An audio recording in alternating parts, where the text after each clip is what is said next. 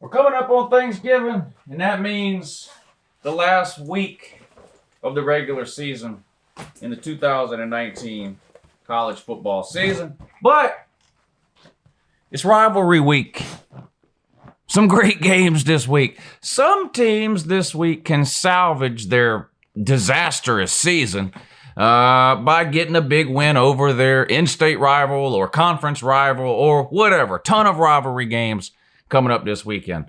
Some teams could see everything they've worked for come crashing to a screeching halt this week in a big rivalry game. And other teams are expected to just keep plodding along on their way to the college football playoff. In today's video, I'm going to do my weekly top 10. I've been doing this every Monday all season long. We're going to do it again today. Here we go. The Uncle Lou official top 10 poll. Let's go! All right, now good morning and that. And yeah, it's me, Uncle Lou, live for you on LouTube today. Man, thanks for watching. I sure do appreciate it. You guys have stuck with me here through the entire college football season, and here we are coming up on the last weekend of the regular season before we have conference championship week and then off to an entire month of bowl games in December. Thanksgiving coming up this week. Hope you guys have a great week, great Thanksgiving. I know a lot of you probably off of work, out of school, whatever the case may be. Hope you have a great time. Tons of great football almost all week long, right? And of course, turkey, ham, all the fixings, whatever you get. Whatever you got coming up for yourself on Thanksgiving. I hope you guys have a great time. Enjoy some family time, time with your friends, whatever it is you do on Thanksgiving. Have a great time, right? But today, top 10 poll. Now, I'm going to do what I do every single time. I'm going to put last week's top 10 poll up on the screen right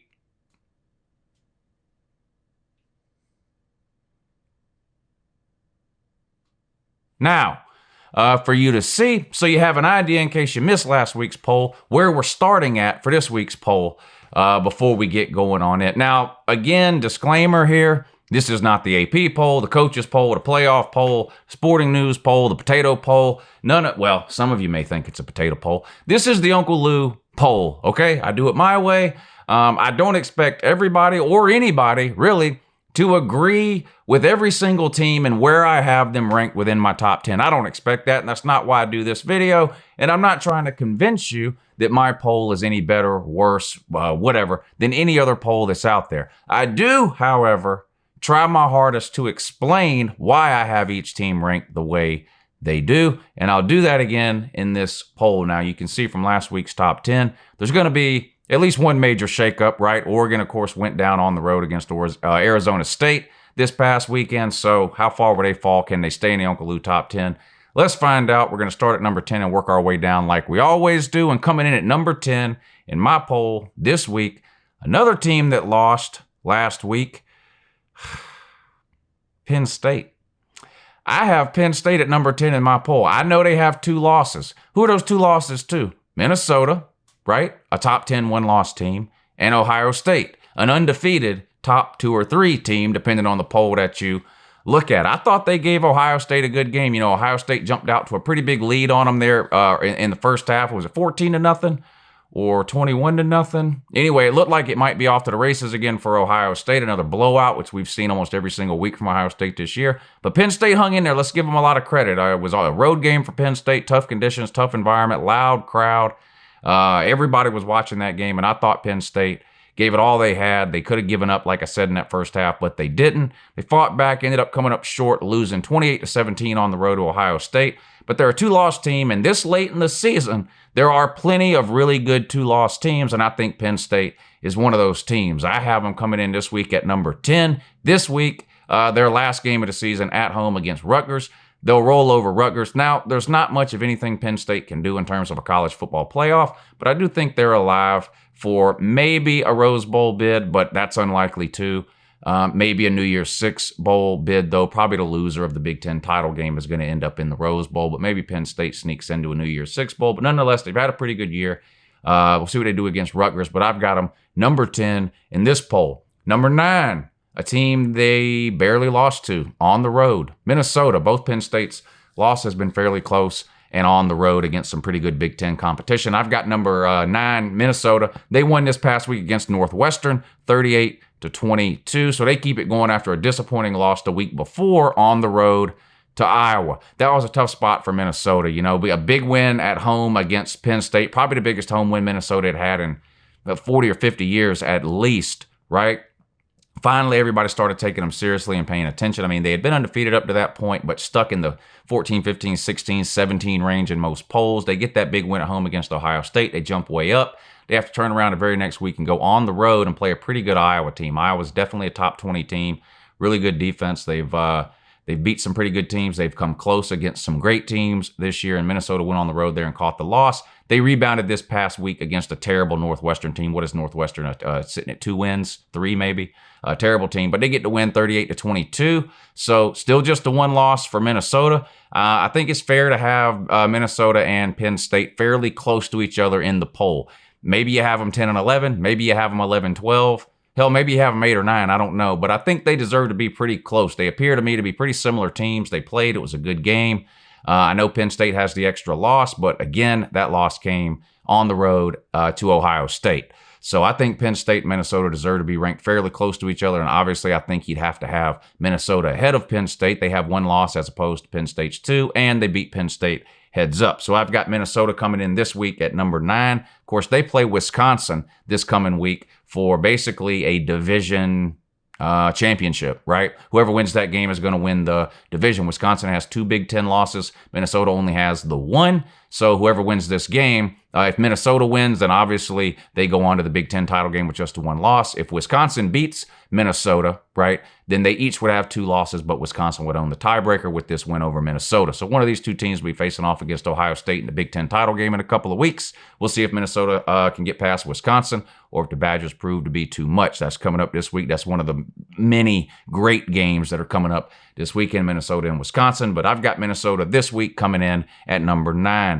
Number 8, probably is this the best 2-loss team? I think there's an argument can be made. I think there's a handful of 2-loss teams right now that are playing pretty good football. Notre Dame, Michigan, Wisconsin. But I think you have to put Florida in that list. I've got them at number 8. They were on a bye this past week before they play their in-state rival, Florida State, to close out the season this coming weekend. Florida, 2 losses, but who are those 2 losses to? Again, LSU, who number 1, number 2, depending on which poll you believe or which poll you look at, and Georgia, number 4, and almost are in every single poll. The AP, the coaches, last week's playoff poll. So 2 losses to 2 pretty good teams. LSU, I think they lost by 14 in Baton Rouge, so didn't get blown out. Gave LSU all they could handle for the majority of that game. Unfortunately, Florida's defense just couldn't come up with a stop there in the 4th quarter. Every time they scored, LSU found a way to answer. Ended up being a 2-score game. And, of course, losing by 1 touchdown to the Georgia Bulldogs in Jacksonville this year. So a 2-loss team, but still a pretty good team, I think. A legitimate top 10 team. Definite case to be made for a New Year's Six Bowl for Florida. Going to depend, of course, what happens. There's 3 SEC teams ranked ahead of them. I think it's going to depend how many SEC teams end up getting into the playoffs, whether or not Florida lands in a New Year's Six Bowl or not. If somehow Georgia and LSU both get into the playoffs, or Alabama and LSU both get into the playoffs, I think that would make it, then I think Florida's chances of playing in a New Year's Six Bowl would increase. If somehow only 1 SEC team makes it into the playoffs, then I think Florida probably gets left out of the New Year's Six, as Georgia and or Alabama, I think, would be in line ahead of Florida to get a New Year's Six Bowl in that scenario. But nevertheless, big game this coming weekend against Florida State. Forget about the records in this one, right? That's what they say with these rivalry games. Anything can happen. Florida State hasn't been great this year. I'm not telling you anything you don't know.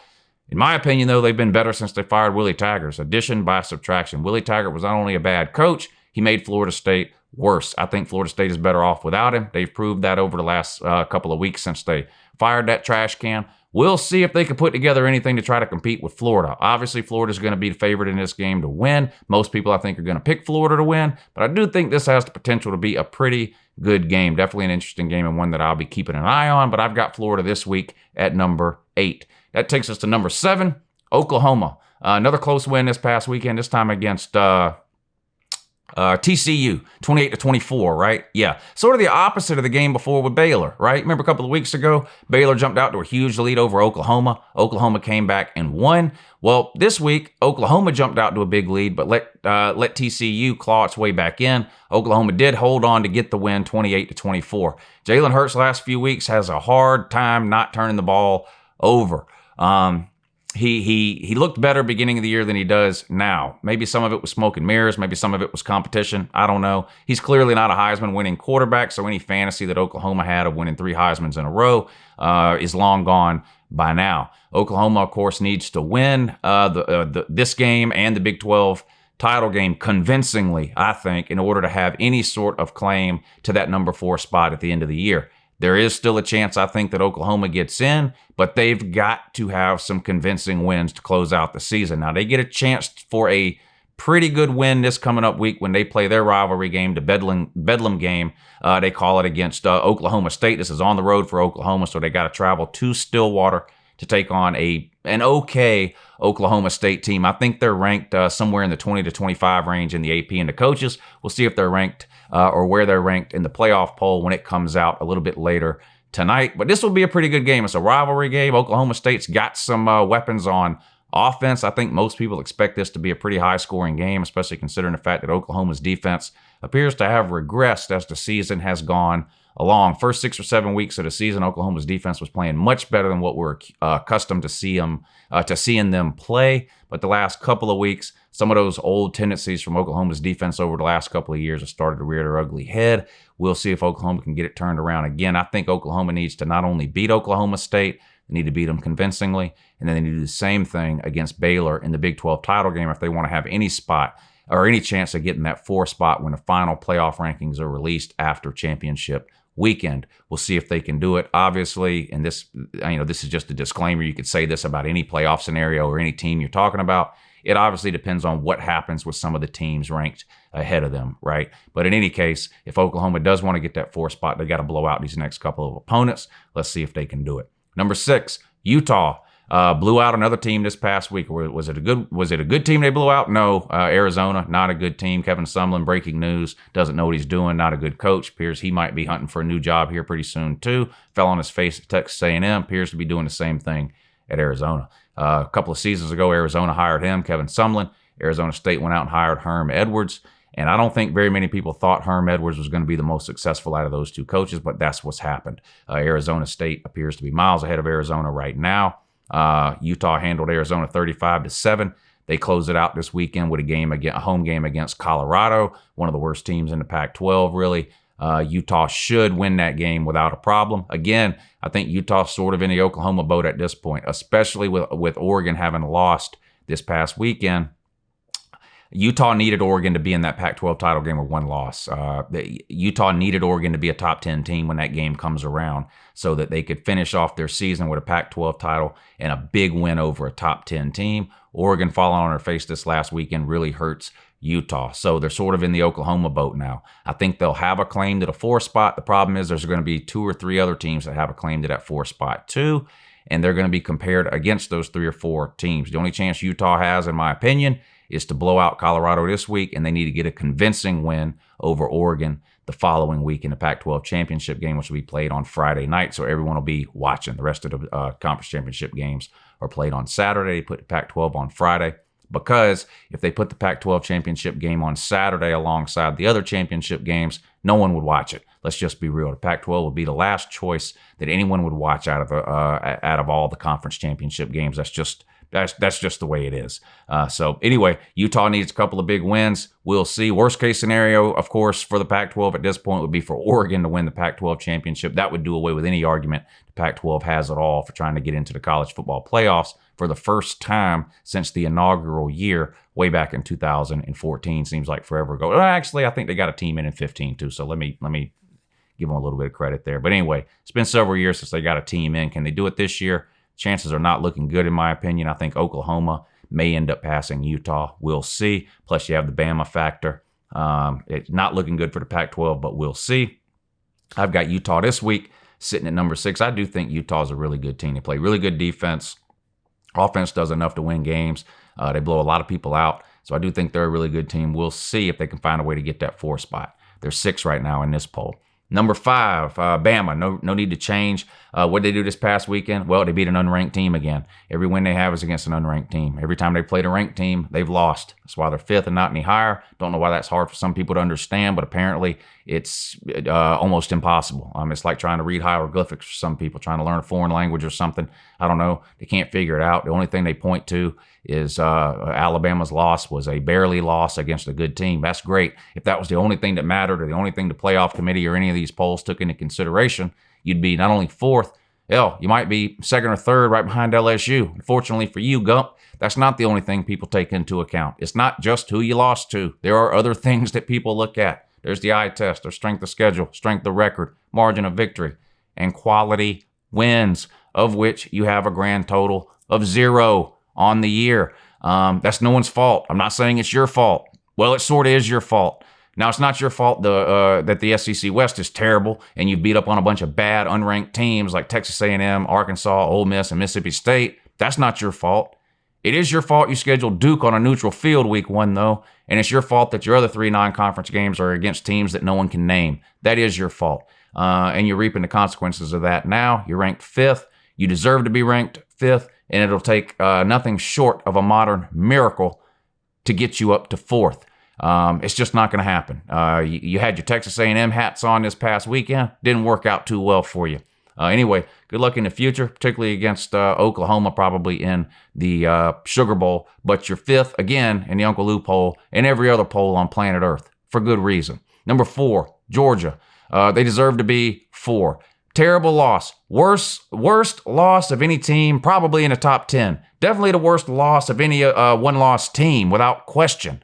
But a handful, not just one, a handful of what the playoff committee and anyone else with half a brain considers to be quality wins. And this gets right back to what I said about Alabama. There's no one thing, and that one thing's all that matters, okay? There's your record, there's who you beat, there's who you lost to, there's all sorts of things that people look at, okay? And right now, according to the playoff committee and everyone else, Georgia has quality wins over multiple top 15 teams and at least one top 10 team in Florida. All right, they beat Florida, quality win. Beat Notre Dame, quality win. Beat Auburn, quality win. It doesn't matter what your personal opinion of Notre Dame, Auburn, or Florida is. That doesn't matter. The playoff committee thinks all of those teams are top 15 teams, or maybe I think they might have had Notre Dame at 16. They might be moving up this week. We'll see tonight. So 16. So Georgia has at least 3 quality wins against top 16 teams. Alabama has 0. Okay, now, yes, Alabama's loss to LSU is much better than Georgia's loss to South Carolina. No one would argue that, okay? And if Georgia had 0 quality wins, Alabama would be ahead of Georgia because the only thing you'd have to look at then was who'd they lose to, all right? But that's not all you have to look at. 3 quality wins. Again, Alabama has lost to every unranked team they've played, which is 1. Schedule somebody in the non-con. If Alabama had a win over Notre Dame, and instead of having a win over Notre Dame, Georgia had a win over Western Carolina, who you beat this past weekend, guess what? You'd be 4th. And Georgia would be 5th. This isn't rocket science. But to a gump-tard, pretty much anything short of tying your shoes is rocket science. Georgia's at number 4. Number 3 on the list doesn't change either. The Taters, Clemson. They didn't play this last week. They were off before they play their rivalry game this coming up week against South Carolina. Oh, obviously the Iron Bowl and Georgia versus Georgia Tech. I don't think I mentioned that when I talked about Georgia and Alabama, but 2 rivalry games, in-state rivalry games coming up for the Dogs and the Gumps this weekend. I think the Auburn-Alabama game has the potential to be interesting. Alabama, of course, down to a backup quarterback with Mac Jones. Auburn offense has struggled all year, but their defense has played pretty good. This will definitely be the best defense that Mac Jones has played, right? So we'll see how he performs there. That game could be interesting. Georgia's going to blow Georgia Tech out. I know Georgia has struggled offensively. This could be the confidence boost that Georgia's offense needs, really, heading into the LSU game. I know Georgia Tech's not good, and scoring in the 30s or the 40s against Georgia Tech technically doesn't mean anything. I get that. But from a confidence perspective for Georgia's offense, that could really benefit them heading into the LSU game. We'll see. I fully expect Georgia to score, honestly, in the 40s in that game. Anything short of the 40s against Georgia Tech, I'm not going to lie, I'm going to be extremely disappointed. Georgia Tech is a terrible team. They won't score more than 10 points, I don't think. Georgia should really blow them out. Auburn, Alabama could be a close game. All right, back to number 3. The Taters in that? Yeah, Clemson is off. They play South Carolina in South Carolina this week. South Carolina has been really, really bad down the stretch, losing to App State and losing almost everyone else they've played that's not named Georgia. People will look back on this season and scratch their head like no other. We're trying to figure out how South Carolina won that game. Well, 4 turnovers for Georgia and none for South Carolina. That's how they won it. But anyway, I digress before I regress. Clemson is number 3. They deserve to be number 3. They may be the best team in the country. Again, you can't look at any one thing. If you just go on eye test and how the teams look right now, I think you could make an argument for Clemson at number 1. But I don't think it's fair to look at any one thing. I try to keep my criteria the same as I go down the list and not change it up based on which team I'm talking about. So if I'm talking about everything, right? Record, you're undefeated. Quality wins,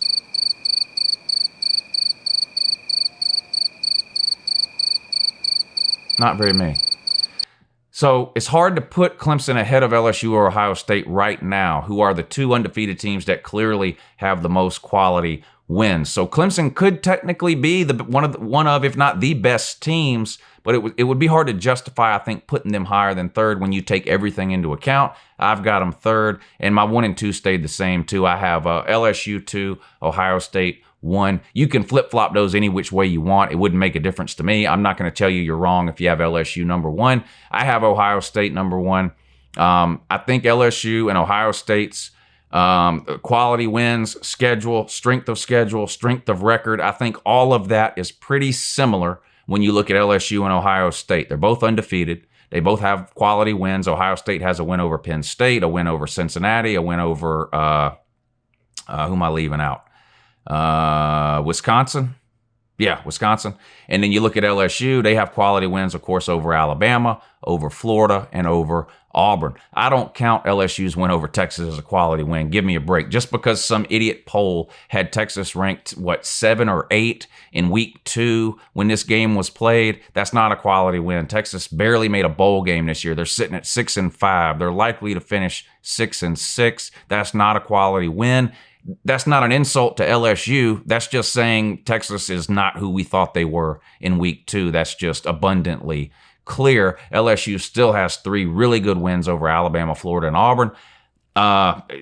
You're splitting hairs with LSU, Ohio State. Ohio State just has looked like a complete team offensively and defensively almost every single week of the year, whereas LSU has struggled on defense multiple times this year. That's the only reason I have Ohio State ranked ahead of LSU. But like I said, I'm not going to tell you you're wrong if you put LSU 1 and Ohio State 2. LSU beat Arkansas this past week 56-20, gave up 20 points, but didn't give up nearly as many yards as they have been giving up. They held Arkansas to under 400 yards. Again, Arkansas is one of the worst Power 5 teams in America, but still, LSU's been giving up a ton of yards. Of course, everyone has talked about the week before giving up over, 400 yards rushing or something like that to Ole Miss. You held Arkansas, I think, to right around 100. So a much better defensive performance this week against Arkansas than they had the week before against Ole Miss. They play Texas A&M this week at home. Could be an interesting game. I think most people expect LSU to win, myself included. I do think Texas A&M will score some points on LSU, but I think LSU will score more, obviously, and probably win that game. It's at home. Revenge game for LSU after that wild overtime game from last year where the Corn Doggers are still crying about the referees. And Ohio State, huge game at Michigan this coming week. Definitely the biggest game within the top 10 this week, Ohio State at Michigan.